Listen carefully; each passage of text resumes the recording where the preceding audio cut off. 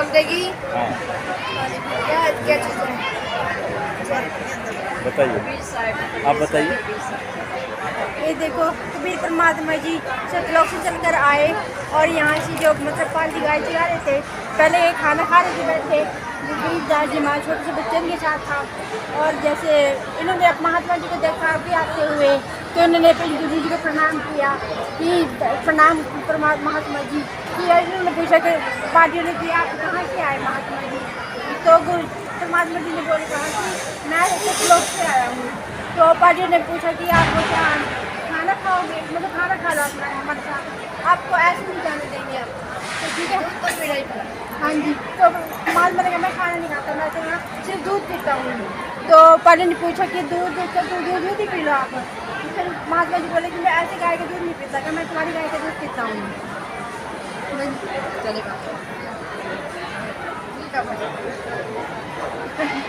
सारा खा बोल और बोलना पड़ा बोले तो भी वो पढ़ते ना। नहीं। तो महात्मा जी ने कहा कि कुंवारी गाय का दूध पीता हूँ। तो पार्टी ने पूछा कि क्या हंसने लगे कि आप कुंवारी गाय को मतलब कहाँ से लेके आए, कुंवारी गाय भी कोई दूध देती है। तो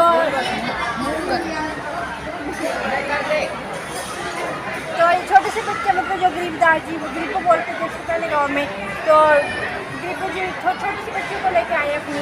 तो कहा कि गुरु जी देखो कि मैं छोटे से बच्चे को लेके आया। तो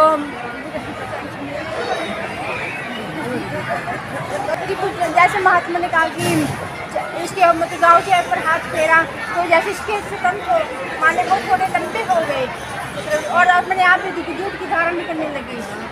हाँ जी, तो जैसे पात्र भर गया तो दूध अपने आप ऑटोमेटिक बंद हो गया।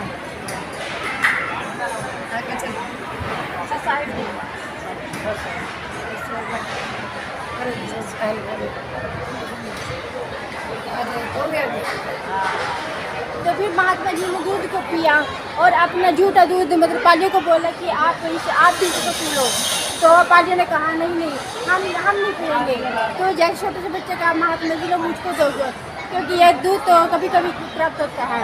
तो इन महात्मा जी ने क्या किया, दूध गरीबू जी को दे दिया और कुछ दूध इन्होंने पिया और कुछ रख दिया।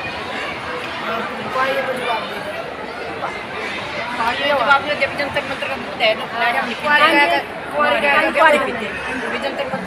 ये देखो गरीबू जी दूध पी रहे हैं महात्मा जी का झूठा।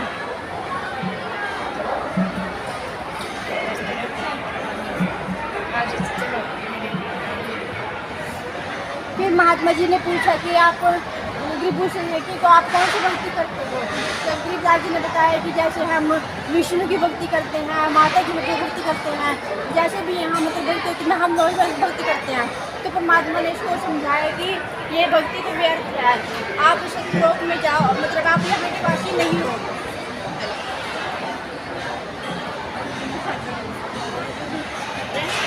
आप बस बंद करो। ये देखो परमात्मा जी गरीबदास जी को मतलब सतलोक धर्मदास के मतलब धर्मदास का धर्मराज जी के दरबार में ले गए थे गरीबदास जी महाराज। और धर्मदास जी देखो मतलब अपने सिंहासन छोड़ के एकदम खड़े हो गए।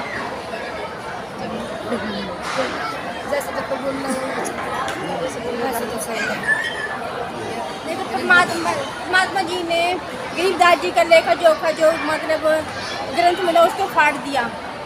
ये देखो फाड़ दिया।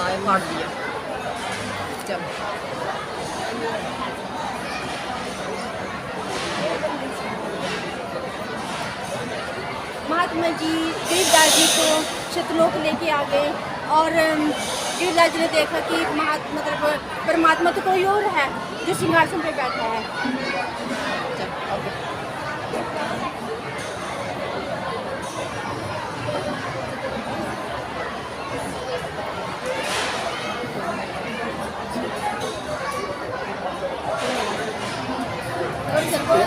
यहाँ पर कबीर साहब जो वहाँ पर सिंहासन पर बैठे हुए थे, तो वो उठकर है सो चौर करने लगे और जिंदा महात्मा के रूप में जो गए थे वो सिंहासन पर बैठ गए।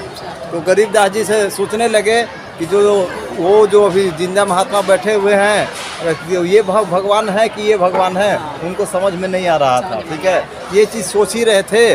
तो उनको जब वो चवर कर रहे थे, जो परमात्मा के रूप में पहले गद्दी में बैठे हुए थे, तो जिंदा महात्मा के रूप में जो गए थे ना, उनको है सो चवर करने लगे, हाँ गए, और वो उनके उसी में समा गए जिंदा महात्मा के रूप में।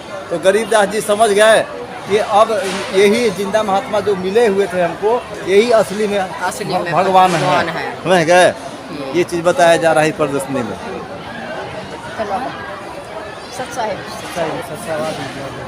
जब सतलोक को वहाँ लेके गए थे उनको, हाँ गए, तो उसके बाद है सो ये मृत हो गया शरीर है। तो गांव वाले लोग है सो इनको जलाने के लिए तैयारी कर रहे थे। तो परमात्मा बोले कि भाव जा बेटा अपना घर, मतलब अभी अपना शरीर में जाके वापस लौट जाने, तो तुम्हारी चिता को जला देंगे। तो एक क्षण में, मतलब सेकेंडों में वहाँ से सतलोक से वो चले आया और अपना शरीर में प्रवेश कर गए गरीबदास जी। ठीक है, चिता से उसके बाद उठ के और ये बोलने लगे गरीबदास जी बानी में रूप में, जैसे कबीर साहब ने जो इनको बताए थे ज्ञान के रूप में, वो सब बताने लगे, बोलने लगे कि अलल पंख अनुराग है सुनमंडल रहे थीर, और दास गरीब उधारिया सतगुरु मिले कबीर, है ना। हम सुल्तानी नानक तारे दादू को उपदेश दिया, और जाति जुलाहा भेद न पाया काशी में है कबीर हुआ। इस तरह के बानिए बोलने लगे। तो ये सभी लोग पाली लोग सोचने लगे कि वो पागल हो गया, बावरा हो गया, है ना। तो वो एक दादू पंथी से जुड़े हुए थे संत गोपाल दास जी महाराज, मैं गए उनके पास लेके गए। अब इनसे जब गरीबदास जी से जब वार्ता हुआ, ये लगभग मतलब 60-70 वर्ष के उम्र के हुए थे, और ये लगभग 10 साल के बालक थे। तो इन दोनों में ज्ञान की चर्चा हुआ। ज्ञान चर्चा में हुआ तो पता चला दादू जी को, गोपाल दास जी महाराज जी को, कि ये बहुत बड़ा ज्ञानी है ना, इनके पास हमसे भी बहुत ज़्यादा ज्ञान है। तो इन्होंने आगे अर्ज किया कि वो जो बानी आप हमको बता रहे हैं, इसको है सो हमको लिखवा दीजिए, अमृत बानी है, आने वाले पीढ़ी को, है ना, इसको है सो लाभ होगा। तो इसलिए लिखवाने के लिए वो अर्ज करने लगे। लेकिन संत रामपाल जी, क्षमा करिएगा, ये गरीबदास जी महाराज जी है ना, तो उनको लिखवाने से मना कर रहे थे कि भाई मैंने टालते गए। बहुत दिनों तक उनको अपने पीछे पीछे घुमाया, नहीं आती किए। लेकिन उनका ज़्यादा अर्ज होने के बाद गोपाल दास जी भी अपना घर परिवार छोड़ के निकल चुके थे भगवान की प्राप्ति के लिए। तो उनको है सो सब गरीबदास जी है सो सब बताते गए, जो जिंदा महात्मा के रूप में हाँ कबीर साहब ने बताए थे, वो सब बता के, और ये है से पूरा बानी को है सो लिखे हुए थे हाँ गोपाल दास जी महाराज। और ये गोपाल दास जी महाराज जी जब लिखे, तो ये अभी अब वो ग्रंथ के रूप में है सो ये बन गया। और देखिए आप ग्रंथ के रूप में ये अमर ग्रंथ साहिब है ना, इसी का पाठ हमारा 3 दिन में इसको समाप्त किया जाता है। हमारे संत रामपाल जी महाराज जी यही पाठ करते हैं, यही इसी को। ठीक है, ये सूक्ष्म वेद है। हाँ, ये हमारे सतलोक आश्रम के 13 आश्रम में है सो, नेपाल सहित 13 आश्रम में इसी का पाठ चल रहा है। आज गरीबदास जी का बोध दिवस पर है ना, इनका है सो पाठ चलाया जा रहा है जी। ये हमारे संत रामपाल जी महाराज जी है सो, उसी का है सो घर घर जाकर पहले पाठ करते थे। और सभी लोग को ज्ञान चर्चा करिए। आज पहले संगत बहुत कम था, और आज इनका लगभग 10 करोड़ से प्लस मतलब संख्या मतलब हो चुका है। और आने वाले दिन में पूरे विश्व को ये देंगे, ज्ञान देंगे, और सभी लोग जुड़ेंगे और सबको कल्याण कराएंगे। ठीक है, ठीक है जी। आप लोग अब और आगे इधर अपने से भ्रमण करें। ठीक है, आप लोग यही आश्रम से ही है ना? हाँ जी। और क्या नाम बताइए आप लोग अपना? जरनैल कौर। अच्छा, नाम दीक्षा पूरा ले चुके हैं? जरनैल दासी। नाम दीक्षा लिए है ना? हाँ जी। अच्छा। आप लोग अब आप भी नाम बताइए। जसमेरो दासी। अच्छा, यहीं आश्रम में आप रहती हैं? चलो जी, चलिए जी, ठीक है। और आगे आप लोग आश्रम को इधर प्रदर्शनी को घूमिए फिरिए और देखिए, पूरा सभी चीज़ दिखाया गया है ना। सत साहिब जी। सत साहिब।